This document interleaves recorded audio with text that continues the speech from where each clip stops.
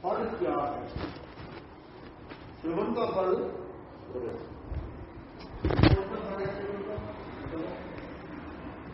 सबने नाने श्रवण से किस फल की प्राप्ति होगी?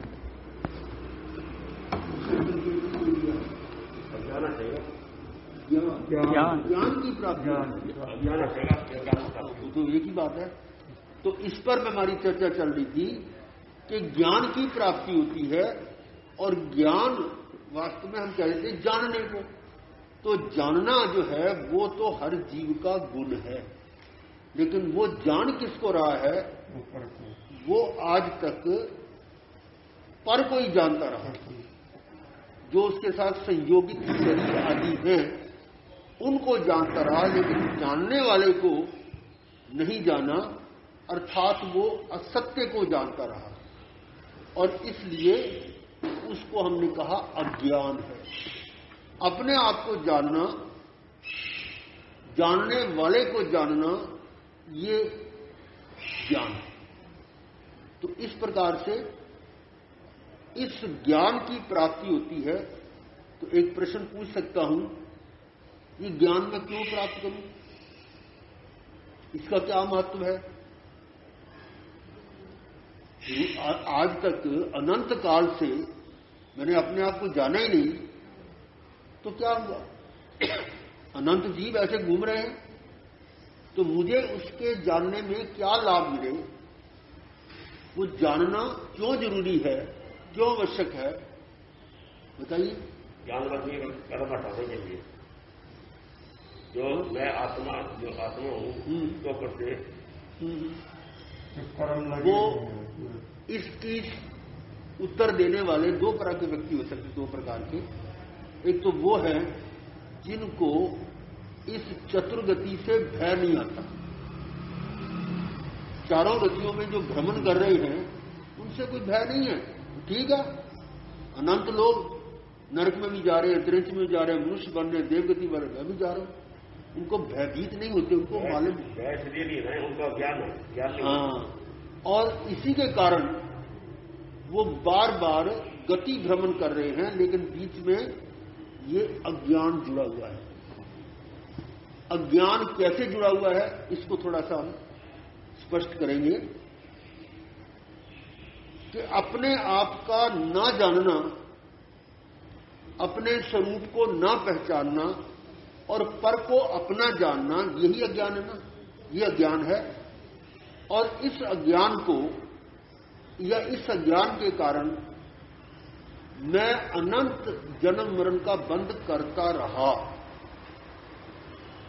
मैं मतलब सभी अनंत काल से जन्म मरण कर रहे हैं, तो उसका कारण क्या था कि ये अज्ञान के कारण ऐसे कर्म बंद होते रहे, ऐसे कषाय थे जो जिसको हम अनंतानुबंधी कषाय कहते हैं। अनंतानुबंधी कषाय। भगवान ने फरमाया कि एक छोटे से छोटा जीव, वनस्पति काया का जीव भी अनंतानुबंधी कषाय कर रहा है। ये वो कैसे? अनंतानुबंधी कषाय कैसे है? कषाय तो आप जानते हो किसको कहते हैं? क्रोध, मान, माया, लोभ। अब बताओ कि एक वनस्पति का जीव, क्या मान लो गेहूं का दाना है, उसको आप कूट पीस देते हो, आटा बना देते हो, क्रोध देखा? लेकिन भगवान फरमा रहे हैं कि अनंतानुबंधी कषाय हो रहा है। इसका ये तो है नहीं कि वो सही नहीं है, हमें जानने में नहीं आ रहा वो कैसे, उसको समझना पड़ेगा कि अनंतानुबंधी कषाय क्या है। गौतम स्वामी की तरफ से भी प्रश्न हुआ कि भगवान वो एक गेहूं का दाना या एक वनस्पति का जीव, उसको क्या काटे, छेदन वेदन करे, तो वो कषाय कैसे, अनंतानुबंधी कषाय कैसे है? तो अब कषाय आपको मालूम है, क्रोध, मान, माया, लोभ। एक कषाय है तो बाकी भी होते हैं। कभी ऐसा नहीं क्रोध हो और उसके पीछे मान ना हो। क्रोध है, उसके पीछे मान है, और मान के पीछे कौन है? माया। बिना माया के मान होगा, और माया के पीछे लोभ है। तो एक है तो सारे ही है, और उनमें से एक विशेष को हम ले लेते हैं माया। यदि माया है तो बाकी भी होंगे। अब इसको कैसे हम देखेंगे कि वनस्पति का जीव माया कर रहा है, माया कर रहा है। क्या आपको बात जमती है? माया कर रहा है। अब इसको आप उदाहरण से समझें कि कोई एक खाली जगह पड़ी हुई है और उसको घेर घार के आपने कब्जे में कर लिया, बाउंड्री बना दी और मकान बना लिया, मान लो उसमें रह रहे हैं। जगह तो आपकी नहीं है, किसकी है? किसी की है, कोई और की है। और यहां तक होता है कि ऐसे ऐसे है कि उस जगह को आगे बेच भी देते हैं। ऐसे व्यक्ति को क्या कहोगे? माया को, मायाचारी कहोगे, ठगबाजी, कि अपनी वस्तु नहीं है लेकिन उसको अपनी समझकर उसका उपयोग भी कर रहा है और आगे उसको सेल भी कर रहा है। ठीक है। अब देखिएगा कि इस वनस्पति का जीव अपने आप को जानता है क्या? नहीं। लेकिन पर जो पराई चीज है, यानी पर पदार्थ है, वो है पुद्गल। पुद्गल का ये शरीर, शरीर के अंदर, शरीर में जो कुछ हो रहा है उसको अनुभव कर रहा है और कहता है मुझ में हो रहा है।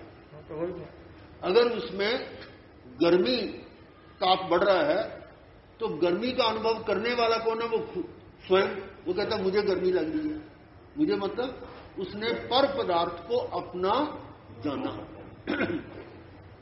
आप भी अगर ये कहते देखो मैं मतलब बुखार हो गया, या मान लो मेरी चोट लगी, या मेरे बाल काले हो सफेद हो गए, ऐसा करते हैं मैं ऐसा हो गया, मैं ऐसा हो गया, ये क्या है ना? माया ही है। और यही माया भगवान ने कहा अनंतानुबंधी कषाय है। समझिए कि अनंतानुबंधी कषाय कैसे है कि यदि हम पर को अपना जान रहे हैं, पर को अपना जानने का अर्थ है अज्ञान, और अनंतानुबंधी कषाय का अर्थ है जो अनंत जन्म मरण का बंध कराता है, यानी अनंत जन्म मरण करता रहेगा, चारों गतियों में घूमता रहेगा। तो ये अनंतानुबंधी कषाय जो है वो जब तक मुझे ज्ञान नहीं हुआ था अनंत काल से, तब तक ये अनंतानुबंधी कषाय के कारण अनंत जन्म मरण होते हैं, अब नहीं। और इसी को श्रीमद जी ने पहली ही गाथा में आत्मसिद्धि में कहा है, जे स्वरूप समझा बिना, जे स्वरूप जो अपने आप को समझे बिना, जे स्वरूप समझा बिना पाम्यो दुख अनंत। वो दुख कौन सा? अनंत जन्म मरण का। जन्म मरण ही दुख है। भगवान ने बिल्कुल स्पष्ट फरमाया है कि जन्म मरण ही दुख है, जन्म मरण ये जो है। और उसके बीच के दुख जो है उनकी बात नहीं हुई। अब विडंबना ये है कि आज के इस समय में जन्म मरण के दुख को तो कोई जानता नहीं। तो किसने जन्म, मेरे तो पता ही नहीं, मेरे को ध्यान याद ही नहीं है कि जन्म समय दुख हुआ, और मरने के में दुख होता है मेरे को कैसे पता लगेगा? मरने वाला तो मर गया, उसकी तरफ ध्यान ही नहीं है। लेकिन भगवान ने स्पष्ट फरमाया है कि जो बीच के दुख है उनका मूल कारण जन्म मरण है, और जन्म मरण का कारण क्या है? हिंसा। और हिंसा होती है अज्ञान के कारण। जब मैं पर को अपना जानता हूं तो हिंसा होती है। पर को अपना जानना ही, पहले दिन आपको बताया था, हिंसा दो प्रकार की। एक तो अपने प्राणों की हिंसा करना, एक द्रव्य प्राणों की हिंसा करना। एक भाव प्राण है, एक द्रव्य प्राण है। द्रव्य प्राण की हिंसा भी हिंसा है, और स्व के अपने आत्मा के प्राणों की हिंसा भी हिंसा है। लेकिन इन दोनों को ना करें अगर, तो वो अहिंसा है। वो अहिंसा दो तरह की होगी। एक तो द्रव्य प्राणों को सुरक्षित रखना, ये भी अहिंसा है, और अपने आत्मा के भाव प्राण ज्ञान दर्शन सुख वीर्य को सुरक्षित रखना, ये भी अहिंसा है। लेकिन दोनों में अंतर बहुत है। जो द्रव्य प्राणों की सुरक्षा करना अहिंसा, उसको कहते हैं अहिंसा पुण्य। वो पाप, हिंसा पाप है ना, तो वो हिंसा पुण्य है। और अपने प्राणों की हिंसा न हो, अपने प्राण सुरक्षित रहे, तो वो अहिंसा धर्म है। अंतर बहुत है इसमें। आगे जैसे जैसे इसको स्वाध्याय करने वाले भी जानते होंगे कि पाप पुण्य और धर्म में बहुत अंतर है। हमने आज तक इनको समझा ही नहीं, तो इसी कारण जे स्वरूप समझा बिना पाम्यो दुख अनंत, समझावो ते पद नमो श्री सदगुरु भगवान। और ऐसा जिसने समझाया, ऐसे परमात्मा का, ऐसे गुरु का, श्री सतगुरु भगवंत, श्री यानी वीतराग वाणी को कहते, सदगुरु जानते हैं कि जो जिस गुरु ने ज्ञान दिया, और भगवंत यानी अरिहंत परमात्मा, इन सबको मैं बंधन करता हूं। तो ये ज्ञान की प्राप्ति जो है वो सुनने से होती है। तो इसलिए श्रवण का फल आया ज्ञान की प्राप्ति। और ज्ञान है अपने आप को जानना, अपने स्वरूप को जानना। और फिर इस ज्ञान से किस फल की प्राप्ति होती है, वो अगला प्रश्न है। सबने नाने या बिन नाने? बिन नाने विज्ञान, ज्ञान से जाना तो विज्ञान विशेष ज्ञान। वो कैसे कि जो अपने आप को जान लेता है वो दूसरों को भी जान लेता है। अब आपके यहां जितने बैठे हुए हैं, मैंने एक को जान लिए, जितेंद्र जी बैठे हैं, तो उसके माध्यम से मैंने तो ये जितेंद्र वो नहीं है, तो दूसरे का भेद मालूम पड़ गया ना कि एक को जाना तो दूसरों को भी जान लिया। इस तरह से अगर जीव को जान लिया, अपने आप को जान लिया, तो अजीब को भी जान लिया। और उसके बारे में आप पिछले कल दिन चर्चा हुई थी कि कुल इस लोक में 6 पदार्थ, 6 द्रव्य, 6 वस्तुएं हैं। 6 ही हैं, धर्म, अधर्म, आकाश, काल, पुद्गल, जीव। और इनमें एक एक तो विशेष गुण है जो किसी दूसरे में नहीं पाए जाते। तो हम वस्तुत्व गुण के माध्यम से जान रहे थे कि हर द्रव्य का अपना अपना कार्य है और उस कार्य को कोई दूसरा द्रव्य नहीं कर सकता। अगर करता है तो क्या होगा, ये तो बेकार हो जाएगा। वो द्रव्य का अगर आपके किसी कारखाने में एक ही व्यक्ति सारे काम करने लग जाए तो बाकी की छुट्टी हो जाएगी, जरूरत ही नहीं है। लेकिन यहां हर द्रव्य का अपना अपना कार्य है और कोई किसी का कार्य दूसरा कर नहीं सकता। इसलिए ये विशेष गुण सबके अपने अपने हैं। लेकिन इसके अतिरिक्त कुछ गुण ऐसे हैं जिनकी चर्चा हुई थी, कुछ जो सभी में पाए जाते हैं। जितने भी द्रव्य हैं उनमें वो गुण हैं। कौन कौन से थे?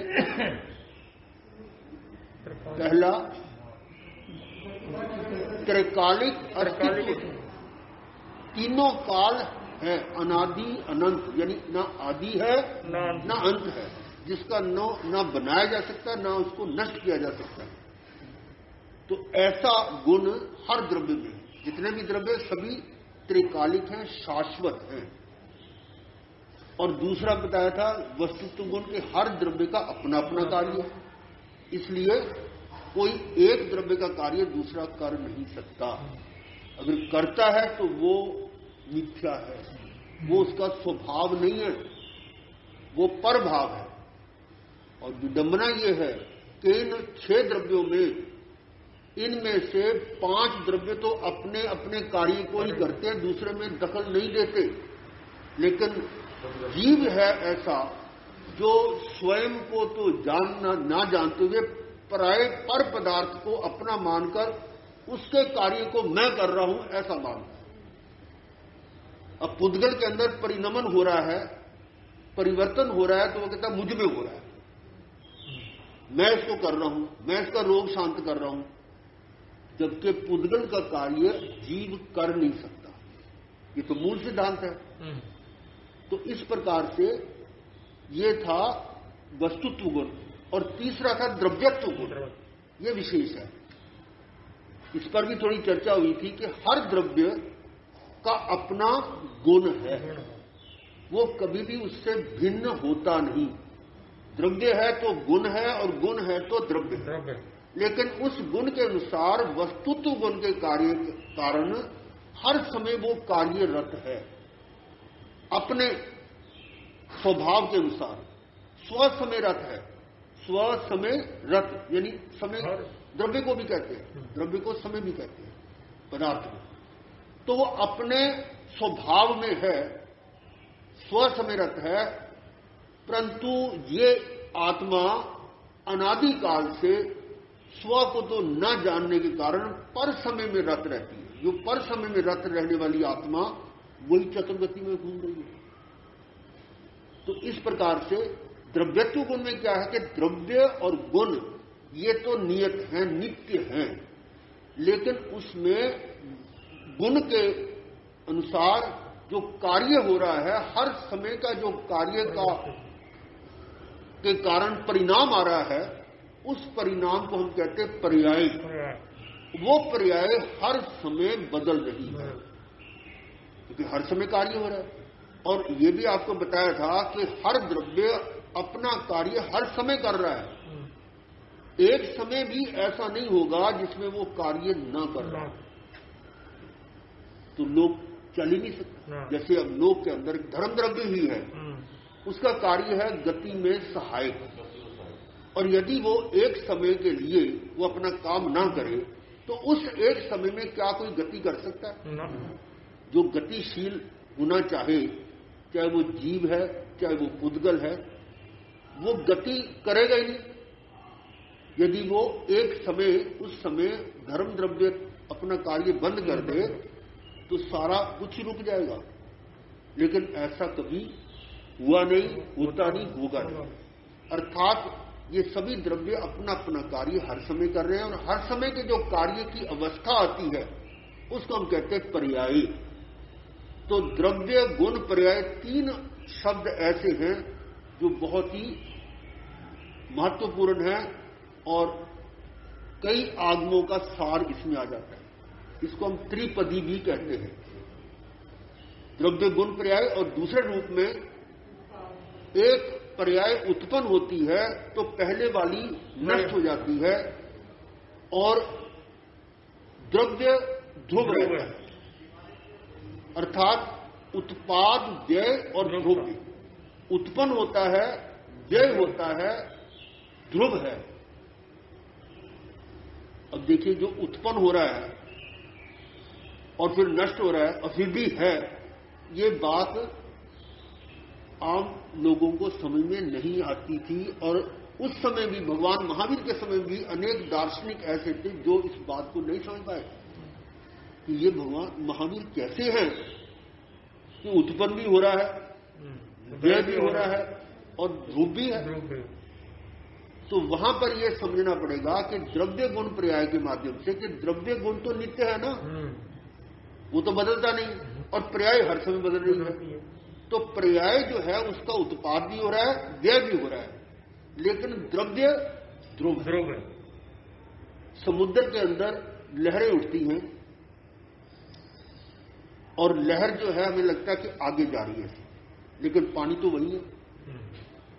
इसका अगर प्रयोग करके देखा होगा, कहीं आप कागज की नाव ऊपर रख दे तो लहर के साथ आगे नहीं जाएगी, वो वही ऊपर नीचे वाइब्रेट करती रहेगी। पानी तो वही है, लेकिन लहर चल रही है। तो इसके माध्यम से आप समझ सकते हैं कि उत्पाद भी हो रहा है, व्यय भी हो रहा है, लेकिन ध्रुवता भी है। एक ही समय में तीनों हैं। ये नहीं कि एक समय में पहले उत्पन्न हुआ, दूसरे समय में व्यय हुआ, तीसरे समय में ध्रुव हो गया, ऐसा नहीं है। एक ही समय में तीनों घटनाएं एक ही समय में हो रही हैं, यही त्रिपदी है। और ये गुण हर द्रव्य में है। अभी बात ये चल रही थी ना कि कुछ गुण ऐसे जो हर द्रव्य में पाए जाते हैं। तो ये तीन कौन से? त्रिकालिक अस्तित्व, शाश्वत, दूसरा वस्तुत्व गुण, तीसरा द्रव्यत्व गुण, और चौथा है अलघु गुरुत्व गुण। कि उसके गुणों को बढ़ा घटा नहीं सकते, किसी के गुण को निकाल नहीं सकते और किसी और गुण को जोड़ नहीं सकते। धर्म द्रव्य का गुण है गति में सहायक, और ये गुण उसमें से निकाल दे, ऐसा कभी नहीं हो सकता। और दूसरे का अधर्म का गुण है अस्तित्व में सहायक, स्थिति हेतुत्व गुण वाला है, वो गुण इसमें लगा दे, नहीं लग सकता। तो ना तो किसी का गुण बढ़ाया जा सकता है ना घटाया जा सकता, और गुण के अंदर भी अधिक कम भी नहीं हो सकता, क्योंकि अधिक कम होने लगा तो वो समाप्त भी हो सकता है। लेकिन ऐसा कभी होता नहीं अलघु गुरुत्व गुण का, कि जो भी उसके गुण हैं वो ना बढ़ाए जा सकते हैं ना घटाए जा सकते हैं। और पांचवा है प्रमेयत्व गुण, के हर द्रव्य को जाना जा सकता है। हवाई किले नहीं है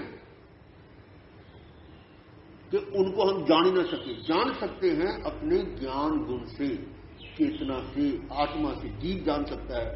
ये है प्रमेयत्व गुण, जाना जा सकता है।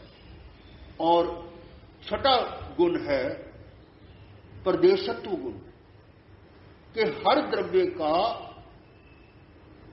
कम से कम एक प्रदेश तो होता ही है। और ये आपको पहले सुना हुआ है कि इसके धर्म द्रव्य के कितने प्रदेश हैं। प्रदेश का अर्थ जानते हो? प्रदेश का अर्थ होता है कि उसका छोटे से छोटा अंश जिसके आगे और टुकड़े नहीं हो सकते, उसको प्रदेश कहते हैं। तो इन प्रदेशों की संख्या हर द्रव्य की निर्धारित है। तो इसमें धर्म द्रव्य के प्रदेशों की संख्या है असंख्यात। असंख्यात किसको कहते हैं? संख्या तो है लेकिन हमारे गिनने में, व्यवहार में नहीं आती।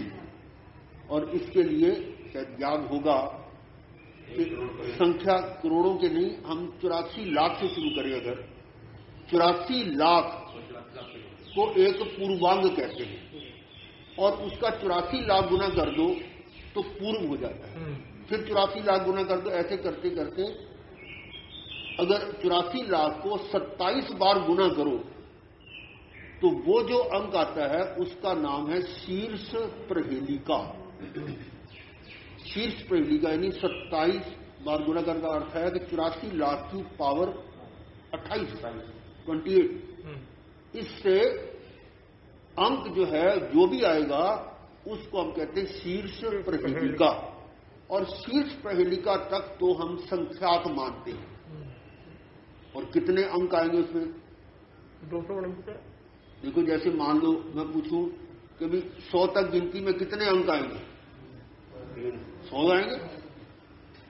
1 से लेकर 100 तक गिनोगे तो 100 ही आएंगे ना। और 1000 तक गिनती करें तो कितने अंक आएंगे? 1000 भेद हो गए। और यदि हम एक पूर्व तक की गिनती करें तो उसमें वो संख्या, अंकों की संख्या पूर्व हो जाएगी। ऐसे शीर्ष प्रहेलिका तक गिनती करें तो वो संख्या कितनी होगी? वो भी अब इसको बता नहीं सकते, लेकिन संख्या। और उससे एक अधिक जोड़ दिया जाए तो वो असंख्यात हो जाए। अगर एक की बजाय 2 जोड़ दें तब भी असंख्यात, 3 जोड़ दें तब भी असंख्यात, ऐसा करके असंख्य जोड़ दें तब भी असंख्यात। इसका अर्थ क्या हो कि असंख्यात में कितने भेद हो गए?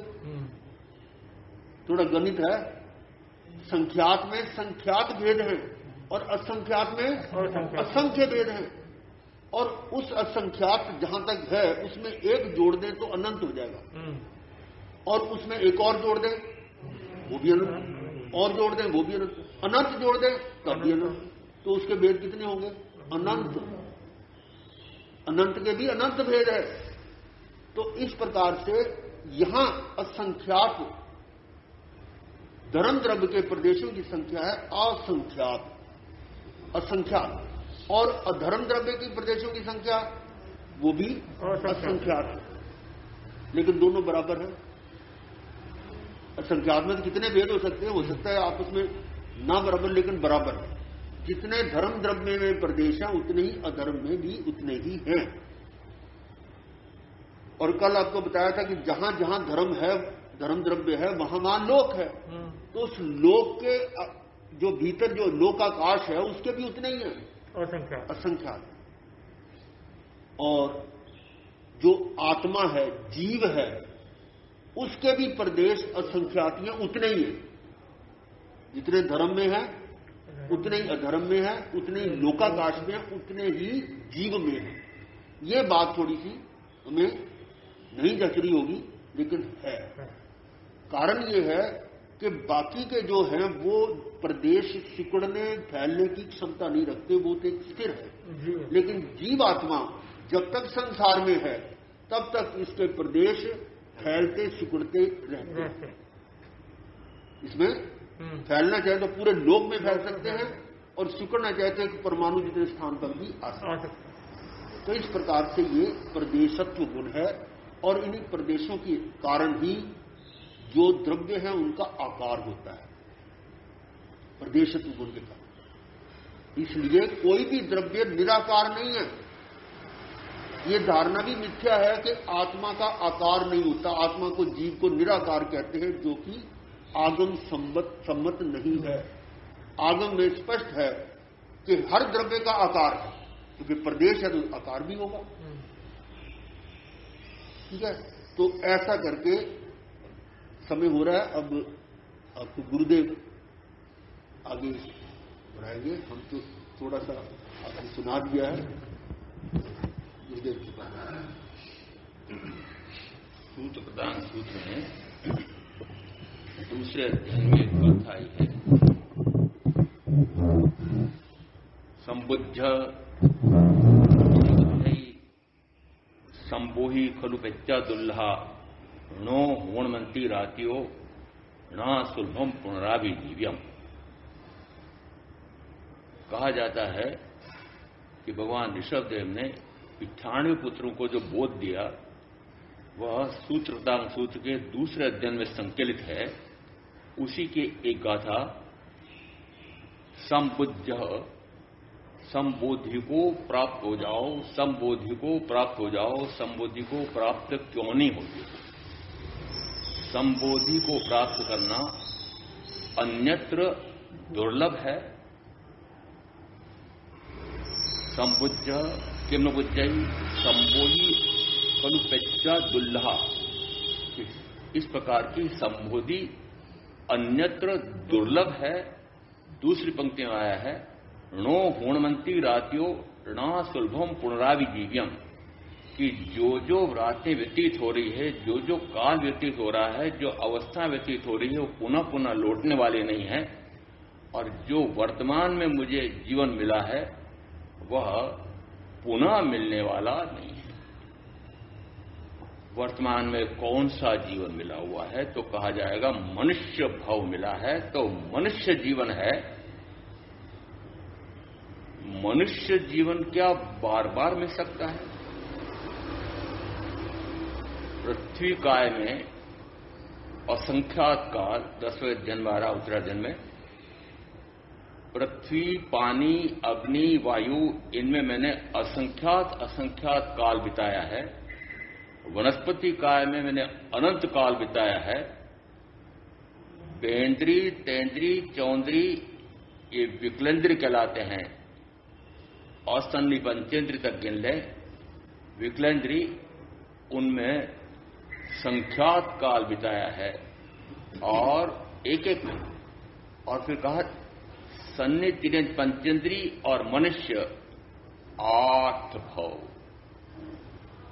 2 सागरोपम का आयुष का उसका काल गिन लो। आयुष 2 सागरोपम का जो काल गिन लो, उसमें तिरंज पंचेंद्री और मनुष्य के कुल भव कितने? 8। और वर्तमान का जो भाग है वो पहला है कि 8वां है, पता है? तो फिर क्यों नहीं मान लूं कि ये अंतिम भाव है? यदि इस अंतिम भाव में मैंने आत्मार्थ मोक्षार्थ साध लिया तो ठीक, नहीं तो पुनः चतुर्वृत्ति का चक्रव्यूह चालू रहेगा। पूर्व में उदाहरण दिया जाता था, एक सूरदास जी घूमते घूमते एक ऐसा परपोटा उनके हाथ पर आ गया कि जो गोल परकोटा और निरंतर उस पर हाथ रखते रखते चलते जा रहे थे और एक खाली दरवाजा आया, उसमें अंदर घुसे और फिर चलते रहे और वो वापस इतना 84 कोस का परकोटा घूमते घूमते वापस वो निकलना चाह रहे थे। तो जिस समय निकलने के जो दरवाजा था, वह दरवाजा जिस समय आया उनके सिर में खुजली चली, पीठ पर खुजली चली और हाथ उधर चले गए। खुजालते जा रहे थे, चलते जा रहे थे, इतने में दरवाजा निकल गया। पुनः वापस कब आएगा दरवाजा? 84 कोस फिर से घूमेगा तब वह दरवाजा आएगा। ये 84 कोस को गिन लो, 84 लाख जीव योनियां, और उसमें मान लो कि मनुष्य योनि मुझे मिली है और अब इसमें 84 लाख योनियों में भ्रमण करते करते चतुर्गति, 4 गतियां हैं, 5 जातियां हैं और 84 लाख जीव योनियां हैं। 4 गतियों में, 5 जातियों में, 84 लाख जीव योनि में भटकते भटकते अनादि से मैं हूं तो मान लेना कि अनंत काल व्यतीत हो गया है।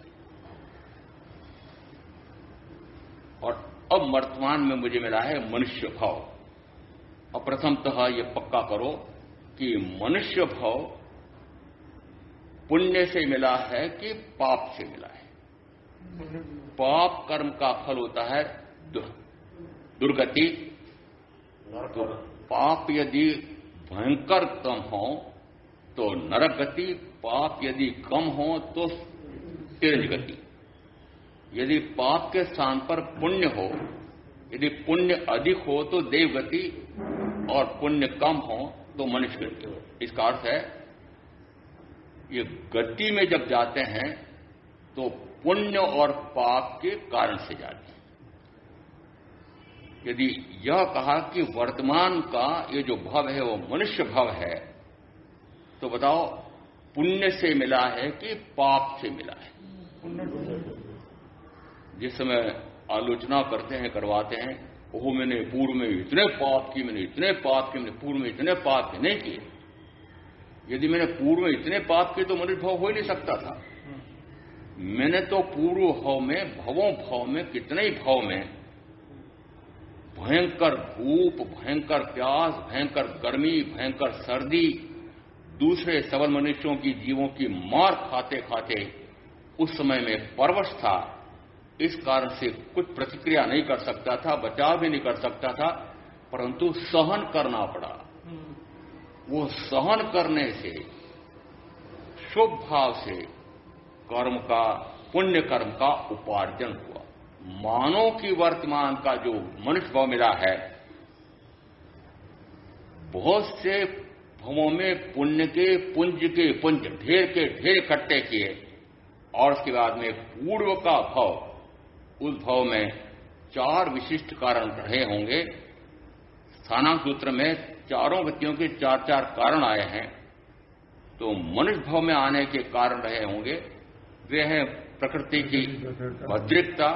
भद्रिकता में ऋजुता, सरलता, नम्रता, कोमलता सारे गिना।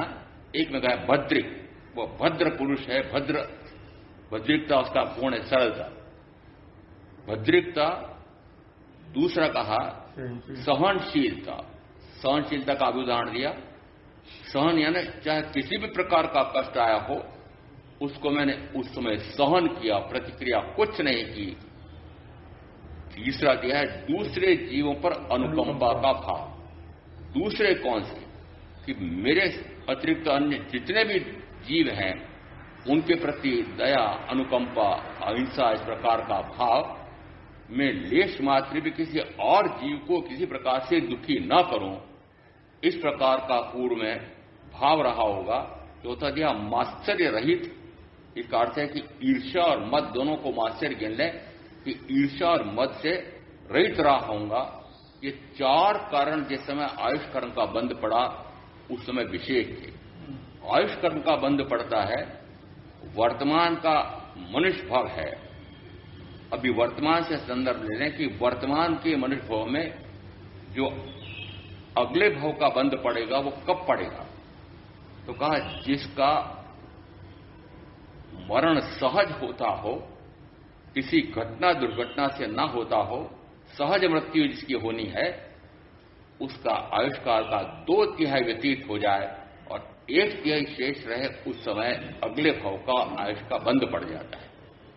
दूसरा यह कि जिसकी दुर्घटना आदि से मृत्यु होने वाली है, असहज मृत्यु होने वाली है, उसका कहा कि 2/3 व्यतीत हो जाए और 1/3 शेष रहे, उस समय भी अगले भाव का आयुष बन सकता है। उस समय बंधे न बंधे, यदि उस समय न बंधे तो आगे के 1/3 में से फिर 2/3, 1/3 ऐसे करते करते अंतिम अंतर्मुहूर्त में भी उस अंतर्मुहूर्त का भी 2/3 व्यतीत हो जाए और 1/3 शेष रहे, उस समय आयुष्करण का बंध पड़ेगा और इस जीवन का अंत होगा। अगले भाव का आयुष बंद किए बिना ये वर्तमान का भाव पूरा नहीं होता है। इसका अर्थ है कि अभी के उदाहरण से समझो कि पूर्व में मैंने ऐसे 4 कारण विशेष रहे होंगे, उस कारण से पुण्य कर्म का बंद हुआ और इससे यह मनुष्य भाव मिला है। पुण्य से मिला है, मनुष्य भाव की प्राप्ति पुण्य से। और अब यहां पर देखना, ये मनुष्य शरीर कैसा, अपेक्षा से कहूंगा 5 इंद्रियों की पूर्णता है, निरोगी काया है, प्रचुर धन वैभव है, भोग साधन है, परिजन अनुकूल हैं, सारे अनुकूल हैं। ये सारी दशांग भोग सामग्री जिसको प्राप्त होती है, उत्तराधिकार सूत्र के 3रे अध्याय में आया है कि मान लो कि इस प्रकार से पूर्व में देव गति से आया होगा। यदि आप सबको इस प्रकार की दशांग भोग सामग्री मिली है, तो मान लो कि वर्तमान के मनुष्य भाव में आपको शरीर संबंधी, इंद्रिय संबंधी इतने सुख मिले हुए हैं। क्या कर रहे हैं उस सुख को? वो जो सुख मिले हैं, अभी तक के आपने जितना आयुष का काल बिताया है, उसमें क्या जो जो सुख आपको इंद्रिय विषयों के प्राप्त हुए, उसको भोगा कि नहीं भोगा कि छोड़ा? मैं कह सकता हूं कि जिसने जितना आयुष का काल व्यतीत किया है, जो जो सुख मिले हैं, वर्तमान में गिनना 5 इंद्रियां हैं और उसके साथ में मन उसका राजा, इनके माध्यम से मैंने छप करके भोग भोगा है, ऐसा मान लो। और यदि ऐसा भोग भोगा है तो बताओ, 5 इंद्रियों के सुखों का भोग भोगे तो पुनः क्या बंधेगा? क्या पाप बांध रहे हो? तो क्या बांध रहे हो? प्राणातिपात से लगा करके मिथ्या दर्शन चल तक के 18 प्रकार के पाप भाव, और इन पाप भावों में राग है कि नहीं? 5 इंद्रियों में मनोज्ञ मिलने पर रति भाव और अमनोज्ञ मिलने पर अरति भाव होता है। ये 16 पाप रति अरति है कि नहीं है? यदि रति अरति का पाप किया है, यदि राग का पाप किया है, और यदि कोई व्यक्ति आपके अनुकूल लगा होगा, आपको शरीर सुख दे रहा है ऐसा लगा होगा, इंद्रिय विषयों का सुख दे रहा है, व्यापार में लाभ देने के लिए वह आपकी सहायता कर रहा है, तो आपको उसके प्रति राग हुआ होगा। और यदि उसके स्थान पर वह हानि पहुंचाने वाला आ गया तो क्या किया था? द्वेष किया। तो बताओ, वर्तमान के इस मनुष्य भाव में क्या राग द्वेष रहितता प्रकट हुई? क्या आपने जिन जिन के साथ अभी जीवन यापन किया है, उन परिजनों के प्रति, परिचितों के प्रति, जो धन वैभव भोग साधन है, उनके प्रति मोह से परे रहे हैं? निर्मोहिता आई है? निर्मोहिता यानी मोह से रहितता प्रकट हुई है क्या? नहीं। इसका अर्थ है कि इनसे गिन लो तो फिर जहां राग है वहां पर माया और लोभ है, और जहां पर द्वेष है वहां पर क्रोध और मान है, ऐसा स्थानांक सूत्र में दूसरे स्थान पर आया है। इसका अर्थ है कि इन दोनों में चारों कषाय भी सम्मिलित हैं, और यदि जहां द्वेष है तो निश्चित है कि उसका कारण कोई होना चाहिए कि 5 इंद्रियों को भोग की पूर्ति करना है। तो इस प्रकार से मुझे अनुकूल से अनुकूल मिलने चाहिए, तो अनुकूल से अनुकूल मिले तो राग हुआ, प्रतिकूल मिले, प्रतिकूल से प्रतिकूल मिले तो द्वेष हुआ, और उसके कारण से ये हिंसा, फिर ये झूठ, फिर ये चोरी, और ऐसा करके फिर धन वैभव को जोड़ा परिग्रह, और फिर ये सारा इतना परिग्रह जोड़ करके 5 इंद्रियों के भोग के सूत्र तक जोड़ करके उनका किया भोग, तो उसको हम सम्मिलित करेंगे मैथुन सेवन। भोगों में सबसे प्रमुख भोग होता है 5 इंद्रिय का भोग। और यदि वर्तमान में आपको ये 5 इंद्रियां मिली हुई हैं, 5 उसके साथ मन मिला हुआ है, तो क्या इन 5 छहों का उपयोग मात्र इन सुखों का भोग करने में ही जा रहा है कि और कुछ करने में?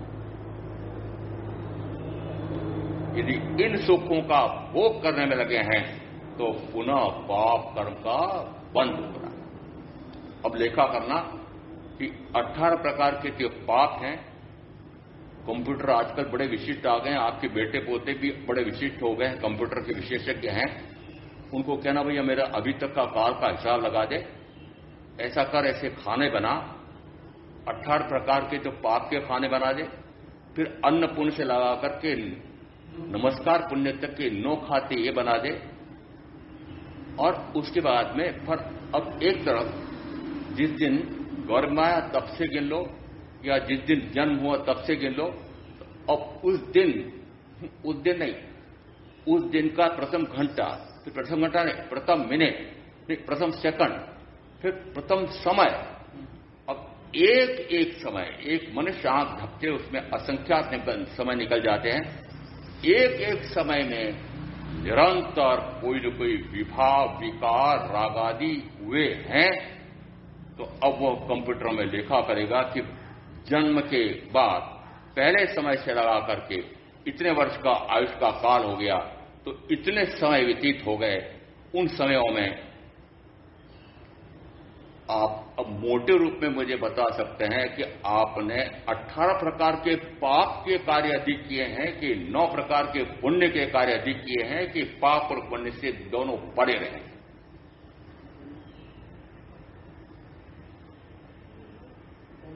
लेखा क्या आ रहा है?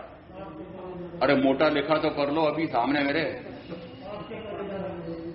कि पाप का खाता भारी है, पाप का खाता भारी है। हो सकता है किसी का थोड़ा सा पुण्य का खाता भी हो सकता है कि हमारा 3 का पुण्य में भी कुछ विशेष पुण्य का खाता भी है। ऐसा पुण्य कि जिस समय मैं मुख्यतः प्रथम 5 पापों से 3 करण 3 योग से पूर्णतः विरत रहने का संकल्प करके आया हूं, और अभी तक इस प्रकार से निरंतर इन 5 प्रकार के महाव्रतों का निरतिचार पालन कर रहा हूं। और एक एक महाव्रत के पालन में गिन लेना कि 5 समितियां हैं। उसमें आया कि यदि मैं चलूं तो, बोलूं तो, आहार ग्रहण करूं तो, वस्त्र पात्र आदि उठाऊं रखूं तो, और शरीर के उच्छिष्ट उनका परिष्ठापन करूं तो, इतनी यत्ना, इतना विवेक रखूं कि किसी भी जीव की हिंसा विराधना ना हो जाए। इसका अर्थ है कि वह अहिंसा कितनी, वह सत्य कितना, मैं बोलूं तो मात्र सत्य ही बोलूं, या व्यवहार वचन ही बोलूं, असत्य वचन ना बोलूं, मिश्र वचन ना बोलूं। उसी प्रकार से अदत्त न लूं, कोई भी ऐसी वस्तु जो मुझे दी हुई होगी, जो मेरे पास संयम साधना के लिए उपयुक्त वस्त्र पात्र आदि है, ये मुझे दिए हुए हैं। इसका अर्थ है कि अदत्त मैंने नहीं दिया है। इस प्रकार से तीसरा महाव्रत। चौथा कि मन में भी इस प्रकार का अन्य किसी भिन्न लिंगी के प्रति मैथुन सेवन का भाव ना आ जाए। 3 करण 3 योग तो वे, और उसके बाद में आगे और आपके इसमें 9 वार नहीं है। संयमी साधु साधु के लिए तो 9 वार और हैं। वो 9 वार से यदि ऐसे ब्रह्मचर्य का पालन करता है तो वो चौथा महाव्रत। और परिग्रह की परिग्रह मैंने महापाप माना है, इस कारण से मैं परिग्रह के स्थान पर निष्परिग्रही। और यदि वस्त्र पात्र आदि ये संयम साधना के लिए अनिवार्य साधन मान करके रखे हुए हैं तो उसमें भी मेरी लेश मात्र में मूर्छा न हो तो कहा जाता है वो अपरिग्रह महाव्रत। और यदि इन 5 पापों को मैंने पूर्णतः त्यागा है और जितना अभी संयम का काल व्यतीत हुआ है उसमें इसका पूरी तरह से मान लो निर्देशार पालन किया है, 5 समितियों का सावधानीपूर्वक पालन किया है, और शेष 13 पापों में क्या होगा कि शेष 4 पापों में भी निरंतर मंदता क्रोध विवेक से लगा करके मिथ्या दर्शन से लेके इसमें विवेक यानी कैसे निरंतर घटते चले जाए। निरंतर यानी पूर्व के क्षण में जितने थे वर्तमान के क्षण में और घट जाना चाहिए, ऐसे निरंतर ये घटते चले जाएं, मिटते चले जाएं। तो लक्ष्य में क्या रखा कि पाप तो मुझे करना नहीं, और साथ में कि मुझे तो पुण्य भी नहीं करना, पुण्य में नहीं करना। ये तो 5 महाव्रतों का निरतिचार पालन, 5 समितियों का सावधानीपूर्वक पालन, मन वचन काया को अप्रशस्त प्रवृत्तियों में भावों में न जाने जाना, ये सहज मेरे संयम लेने के कारण से हो रहा है। मेरा लक्ष्य इस प्रकार से पुण्य उपार्जन का नहीं है। मेरा तो लक्ष्य मात्र पुण्य और पाप दोनों से परे। यहां पर पुण्य में भी पाप में भी। अब पाप में आप अपने हिसाब, अभी आपका हिसाब लगाया, पाप में अधिकतम। मैं कहता हूं कि मेरे तो पाप में भी मंद से मंद कम, और पुण्य में भी विशिष्ट विशिष्टतम, पुण्य में भी विशिष्ट विशिष्टतम। तब भी गति भ्रमण है, तब भी गति भ्रमण है। इसका अर्थ है यदि ऐसा किया है तब भी देव गति का बंद 5 इंद्रियों के सुख बहुत मिलेंगे। इसका अर्थ हुआ कि पुण्य और पाप जब तक होते रहेंगे तो फल क्या आएगा, निरंतर चतुर्गति का परिभ्रमण। और अब यहां गाथा में आया है कि वर्तमान का मनुष्य भव कैसा है, कि वर्तमान का एक मनुष्य भव एक भव है कि जिसमें मैं संबोधि को, आत्मा बोध को, आत्मा के ज्ञान को, आत्मा के गुण को जान सकता हूं कि मैं कौन हूं। मैं ज्ञान संपन्न जीव हूं कि अज्ञान संपन्न जीव हूं। भगवान से पूछा, भगवान जीव ज्ञान संपन्न है कि अज्ञान संपन्न है। जिनका कदाचित ज्ञान संपन्न है, कदाचित अज्ञान संपन्न है, परंतु ज्ञान यह जीव का स्वरूप है, तो ज्ञान जीव स्वरूपी है और जीव ज्ञान स्वरूपी है। ज्ञान जीव स्वरूपी है और जीव ज्ञान स्वरूपी है। इसका अर्थ है कि जीव और जानने का ज्ञान गुण एक दूसरे से अभिन्न पृथक नहीं है। हम कहते हैं कि गुण और गुणी भिन्न होते हैं, वो मात्र भेद विवक्षा से दोनों भिन्न हैं। अभेद विवक्षा से गुण और गुण में अभेद है। और इस प्रकार से जिसमें कहा कि जीव ज्ञान स्वरूप है, ज्ञान जीव स्वरूपी है, उसी प्रकार से फिर वापस दर्शन के लिए भी पूछा, क्योंकि दर्शन जीव स्वरूपी है और जीव दर्शन स्वरूपी है। ज्ञान कैसे कहा कि जानना, दर्शन कैसे कहा देखना, और जानना किसको, देखना किसको, क्योंकि जानना मात्र अपने आप को, देखना किसे कि देखना मात्र अपने आप को, रमना किसमें कि निरंतर अपने आप में रमना। और उपयोग कहां लगाना कि उपयोग जो मेरा स्वयं का गुण है वह उपयोग वीर गुण का, तो उपयोग कहां लगाऊं, तो निरंतर मात्र अपने आप को जानने में, अपने आप को देखने में, ज्ञानोपयोग से अपने आप को जानना, दर्शनोपयोग से अपने आप को देखना। यदि ये 4 मेरे ज्ञान दर्शन सुख वीर नाम के गुण हैं, अभी आपने सुना तो मैं ये 4 मेरे भाव प्राण हैं।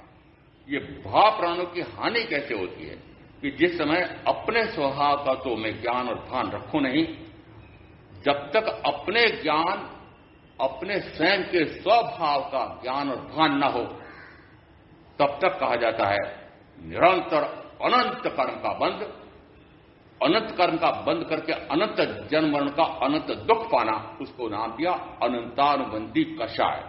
और अब यहां जिस समय कहा 1-3 व्याख्या प्रगति में कि ये कांक्षा भूनि कर्म का वेदन ये पृथ्वी काय का आदि स्थावर काय की जीव कैसे करते हैं, भगवान से पूछा।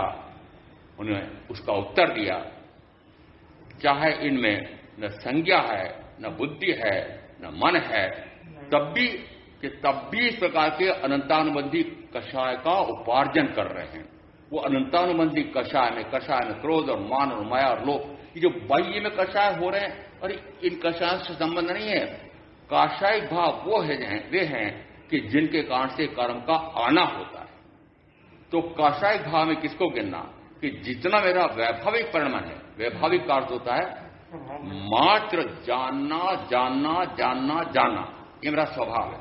और जानना स्वभाव का अर्थ होता है कि जिस समय मात्र कहा है तो क्या मात्र अपने आप को जानना, मात्र अपने आप को देखना, मात्र अपने आप में रमना, ज्ञाता दृष्टा दृष्टा ज्ञाता ज्ञाता दृष्टा निरंतर।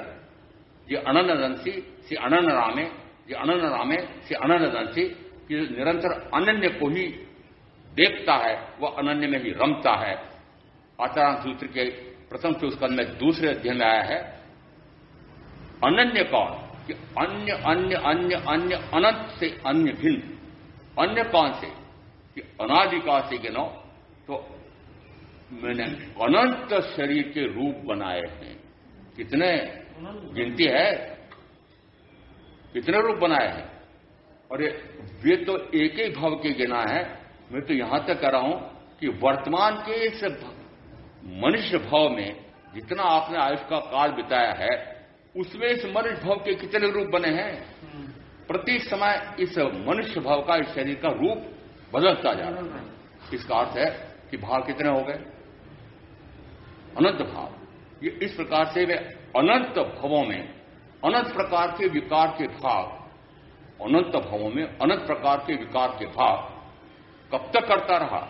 मेरे लिए कह रहा हूं, मैं कब तक करता रहा कि जब तक मुझे केवल प्रगट वाणी सदगुरु के योग से ज्ञान उत्थान नहीं हुआ कि मैं तो शुद्ध चैतन्य स्वरूप सिद्ध समान आत्मा हूं और इस शरीर से पूर्णतः भिन्न हूं, द्रव्य से भी, क्षेत्र से भी, काल से भी, भाव से भी, गुण से भी, द्रव्य से भी, गुण से भी, पर्याय से भी, 8 अपेक्षाओं से मैं पूर्णतः भिन्न हूं। किससे भिन्न हूं कि 4 अन्य अस्तिकायों से मैं पूर्णतः पृथक स्वतंत्र अस्तित्व वाला में जीवास्तिकाय हूं। 4 अन्य द्रव्यों से मैं पूर्णतः भिन्न जीव द्रव्य हूं। 4 अन्य अस्तिकाय कौन से हैं। अस्थि का अर्थ होता है विद्यमानता, निरंतरता, कि निरंतर जो रहे, निरंतर यानी अनादि से है और अनंत काल तक रहेगा, उसको कहा जाता है त्रैकालिक अस्तित्व, यानी सदा काल जिसका अस्तित्व होता है उसे कहा अस्तित्व गुण। ये अस्तित्व मैं कब से हूं कि अनादि से हूं। यदि अनादि से हूं तो अभी आपने जाना था 12-5 व्याख्या प्रश्न में आया कि जानना मेरा गुण है। वह कब से है, मैं कब से हूं। यदि मैं अनादि से हूं तो जानने का गुण अनादि से। यदि जानने का गुण है तो फिर देखना भी गुण है, फिर अनुभव करने का भी गुण है, फिर अपने आप का उपयोग अपने आप पर, अपने आप का वीर गुण अपने आप में स्थिर करने का भी गुण है। ये मुख्यतः से 4 गुण गिने जाते हैं, ज्ञान, दर्शन, सुख, वीर्य। तो अब यहां आया है कि मैं अन्य 5 द्रव्यों से पूर्णतः भिन्न पृथक स्वतंत्र अस्तित्व वाला। अब इन 5 से भिन्न के स्थान पर सबसे पहले में 5 अजीव हैं, परंतु इन अजीव में एक मूर्त है। मूर्त यानी ये जो शरीर है, इस शरीर के शब्द, वर्ण, गंध, रस, स्पर्श, ये वर्तमान अपेक्षा से गिनना इन 5 इंद्रियों के माध्यम से ग्राह्य ग्रहण किए जा सकते हैं। इसका अर्थ है कि जो इंद्रिय ग्राह्य है, जिनको इंद्रियों से ग्रहण किया जा सकता है, उसे कहा जाता है मूर्त। शब्द, वर्ण, गंध, रस, स्पर्श, ये मूर्त गुण है और इन मूर्त गुणों से बना हुआ यह पौद्गलिक शरीर है। अभी तक किसको जाना, अभी तक मात्र ये शरीर में हूं ऐसा जाना है। वस्तुतः यह शरीर पुद्गल है, मूर्त है, और मैं अमूर्त आत्मा हूं। मात्र अमूर्त गुण कैसे मेरे? ज्ञान, दर्शन, सुख, वीर्य आदि अनंत ऐसे मेरे आत्मा के गुण हैं। इसका अर्थ है कि दोनों कितने अपेक्षा से भिन्न है कि शरीर प्रथमतः पुद्गल परमाणु का स्कंद है। मैं ज्ञान, दर्शन, सुख, वीर्य संपन्न ऐसा चेतन स्वरूपी आत्मा हूं। तो कहा द्रव्य से मैं जीव हूं, द्रव्य से पुद्गल, शरीर पुद्गल है। क्षत्र से मैं असंख्यात प्रदेशी हूं और क्षत्र से मेरे साथ संयोगित ये शरीर यह अनंत प्रदेशी है। काल से मैं त्रैकालिक हूं और काल से यह पौद्गलिक शरीर क्षणभंगुर है, विनाशिक है, न जाने किस क्षण छूट जाने वाला है। इसका अर्थ है कि एक तरफ यह क्षणवर्ती है, क्षणभंगुर है, न जाने किस क्षण। आपने तो 100 साल का पट्टा लिखा रखा है, इसलिए आप तो बेखबर मौन निद्रा में सोए हुए हो, पर मुझे तो ज्ञात है। अरे आपको महाराज इसलिए ज्ञात है, जैसे जैसे बुढ़ापा आता है वैसे वैसे ऐसा लगने लगता है। अरे नहीं, प्रति क्षण ये भाव रहता है कि न जाने कब आयुष का काल पूरा हो जाए। जिस समय केवल प्रकृत वाणी सुन लें उस समय अंदर में पक्का हो जाता है कि यह वर्तमान का मनुष्य भाव न जाने कितना आयुष का काल मैंने पूर्व में बांधा था, वह मुझे ज्ञात नहीं है। बांधा मैंने ही है, परंतु मुझे ज्ञात नहीं। परंतु जितना बांधा है वह उतना ही रहेगा। न एक क्षण में बढ़ा सकता हूं, न मैं एक क्षण घटा सकता हूं, परंतु वह काल इस भाव में कब पूरा होगा पक्का है क्या? नहीं। परंतु जितना बांधा है वह पूरा होते ही, चाहे कोई भी कारण निमित्त आ जाए, उसके अनुसार वह आयुष का काल पूरा हो जाता है। इसका अर्थ है कि यह शरीर कैसा है कि न जाने किस क्षण छूट जाने वाला है। जो न जाने किस क्षण छूट जाने वाला है, उसके प्रति, उसके साथ जुड़े 5 इंद्रियों के प्रति, इन 5 इंद्रियों की पूर्ति के लिए जो परिजन, परिजन, प्रीतम, प्रीतमा जुड़े वो उनके प्रति कितना प्रेम, कितना मोह। और जो एक क्षण बाद ही छूट सकता है उसके प्रति इतनी मोह मानता। जो परिग्रह एक क्षण बाद छूट जाने वाला, वो चाहे लाखों करोड़ों का, अरबों का हो, कितने का हो, पर न जाने किस क्षण वह छूट जाने वाला। वो सारा परिग्रह, वैभव, धन, वैभव, 5 इंद्रियों, भोग साधन कब छूट जाने वाले? एक क्षण बाद छूटने वाले। परंतु इतना धन वैभव जोड़ते समय, जिस समय लाखों करोड़ों का व्यापार कर रहे हैं, करोड़ अरबों का व्यापार कर रहे हैं और करोड़ों रुपए कमा रहे हैं, जिस समय करोड़ों रुपए कमा रहे हैं, छल परपंच, कपट करके, मायाचारी करके, कर चोरी करके जो धन कमा रहे हैं, लाखों करोड़ों कमा रहे हैं, क्या उस समय आपको भाव आता है कि सारा धन जाने किस तरह छूट जाएगा?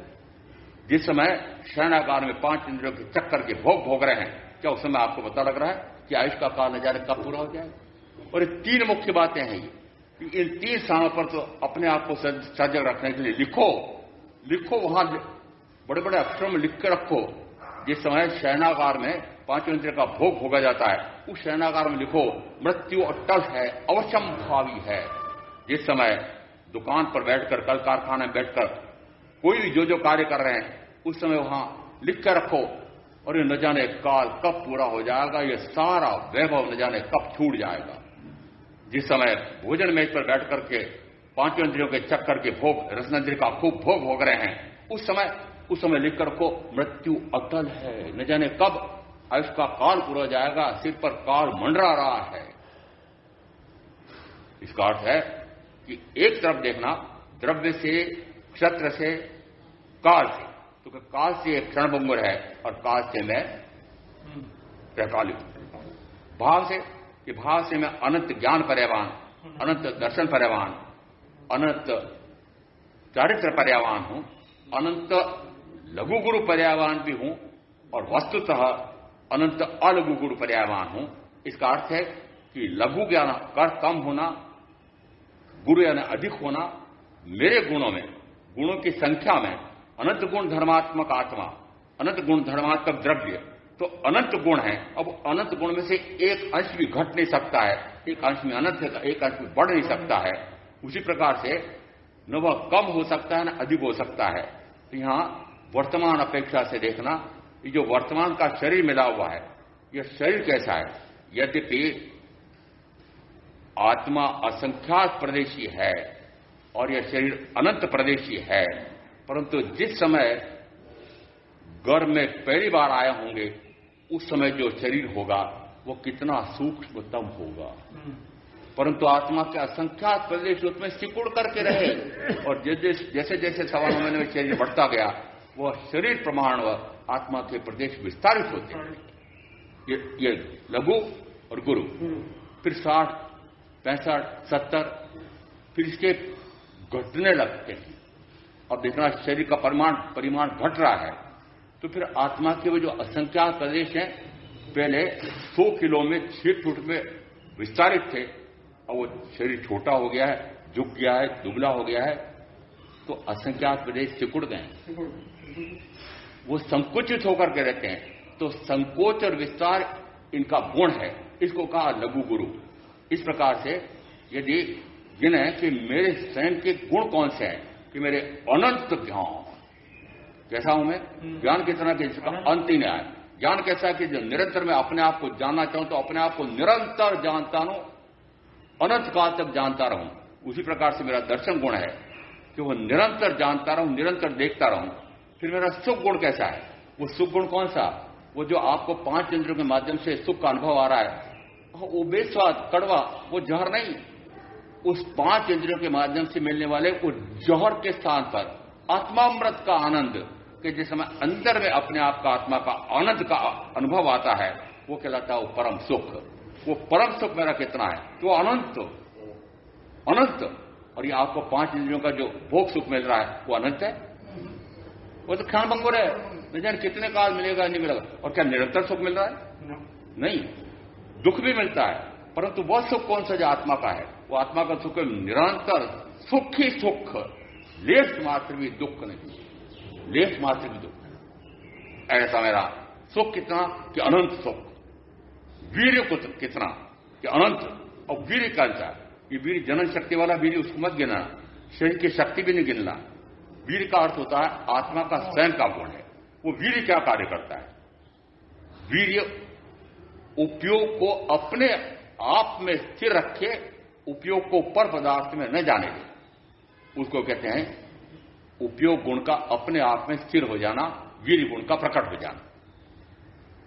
यदि किसी ने आपको 5 में से किसी एक इंद्रिय, 5 इंद्रियों का सुख का अनुभव कराया, आपका उपयोग कहां जाएगा? प्रीता का भाव जिस पर आएगा उसको उपयोग जाएगा। उसी प्रकार से यदि आपको किसी ने दुख पहुंचाया, उसके कारण से आपको देश का भाव आया, तो फिर भाव कहां जाएगा? उपयोग कहां जाएगा? उसी व्यक्ति में जाएगा। इसका अर्थ है यदि जानना पराये का हो रहा है, देखना पराये का हो रहा है, अपना जानना नहीं हो रहा है, अपने का देखना नहीं हो रहा है, फिर सुख कि 5 इंद्रियों के माध्यम से सुख का अनुभव कर रहा है, उस कारण से जिससे सुख का अनुभव आ रहा है, जिससे दुख का अनुभव आ रहा है, तो वह वीर्य गुण भी उल्टा चल रहा है। यदि ज्ञान गुण का विपरीत परिणमन होता है, अब उल्टा चल रहा है, उल्टा चल रहा नहीं बोलूंगा, ज्ञान गुण का जिस समय विभाव परिणमन होता है, उस समय मेरे उस ज्ञान गुण पर एक समयवर्ती विभाव पर्याय का वह पर्दा आया। एक समयवर्ती विभाव पर्याय क्या होती है? वह पर्याय ज्ञान गुण की पर्याय है, जिस ज्ञान गुण से अपने आप को भी जान सकता हूं और पराय को भी जान सकता हूं। ये ज्ञान गुण की विशेषता है, स्व और पर दोनों का प्रकाशक है। गुरु की व्यवस्था, गुरु की भी विशेषता है, वह स्व पर कल्याणक, यानी स्व का भी आत्मकल्याण करता है, और पर जो मुमुक्ष जीव उसके सामने आ जाए, वो जन्म मरण से मुक्ति का उपाय करना चाहे तो उपाय बताता है, तो उसको स्व पर कल्याण ऐसा कहा जाता है। तो ज्ञान गुण कैसा है कि स्व को भी जान सकता है और पर को भी जान सकता है। जब तक मुझे कीड़ पर कब तक वाणी सदगुरु के माध्यम से सुनने का अवसर नहीं मिला, तब तक मैं निरंतर अज्ञान में ही वर्तन करता रहा। अब अज्ञान वर्तन का क्या अर्थ आ रहा है कि अपने आप को तो जानता नहीं था, जानने को मुझे पता ही नहीं था कि मैं कौन हूं, मात्र ये संबद्ध शरीर, तो यह शरीर ही मैं हूं। और ये तो अब कहा जा रहा है कि शरीर में हूं, उस समय तो शरीर ही सब कुछ है, ऐसा ज्ञान था। तो जिस समय शरीर ही में हूं, इस शरीर से भिन्न और कुछ है, ऐसा उस समय पता ही नहीं था। उसको कहा जाता है वह एक समयवर्ती मेरे ज्ञान गुण की विभाव पर्याय का उत्पाद हुआ और पूर्व की विभाव पर्याय का व्यय हुआ। जिस समय पूर्व की वापस एक समयवर्ती विभाव पर्याय का व्यय होता है, पुनः एक समयवर्ती विभाव पर्याय का उत्पाद होता है। ऐसा करते करते कितना काल व्यतीत हुआ कि अनंत काल व्यतीत हो गया। और ऐसा करते करते मेरे उस ज्ञान गुण पर आवरण पर्दा कितना बड़ा आ गया, कितना मोटा आ गया। इतना मोटा पर्दा आ गया है। और दृष्टांत से समझना चाहिए कि यदि जेठ माह है और सूर्य एकदम तेज प्रकाशित भी है और भारी गर्मी भी का भी अनुभव आ रहा है, थोड़े समय लगा कि कुछ बादल गिर आए हैं, थोड़े थोड़े से सफेद हैं, थोड़ी बाद देखा काले होने लगे हैं, फिर घने काले हो गए हैं, फिर घनघोर छटा ऐसी हो गई है। और उस समय बच्चा है दीपक, क्या वहां अंधेरा हो गया, रात्रि पड़ने वाली है क्या, ऐसा लगने लगता है। क्या उस समय सूर्य का प्रकाश नहीं था? क्या उस समय सूर्य का वो उष्णता का गुण गायब हो गया था? उस समय भी उष्णता का गुण भी था, उस समय भी उसका प्रकाश का गुण भी पूर्णता था, परंतु फिर वो प्रकट क्यों नहीं हो रहा था, वो अनुभव में क्यों नहीं आ रहा था मनुष्यों के, जीवों के? इसलिए नहीं आ रहा था कि उस पर बादल का आवरण आ गया था। इसी प्रकार से मेरे ज्ञान पर भी आवरण आया। किसके कारण से आया? मेरे ज्ञान गुण पर इतना पर्दा डालने वाला, इस मुझे अज्ञान, ऐसे मुझे अनंत अज्ञानी बनाने वाला कौन और अनंत ज्ञानी बनाने वाला कौन? ये अनंत ज्ञान भी मेरे साथ अनादि से है और अनंत अज्ञान भी मेरे साथ अनादि से।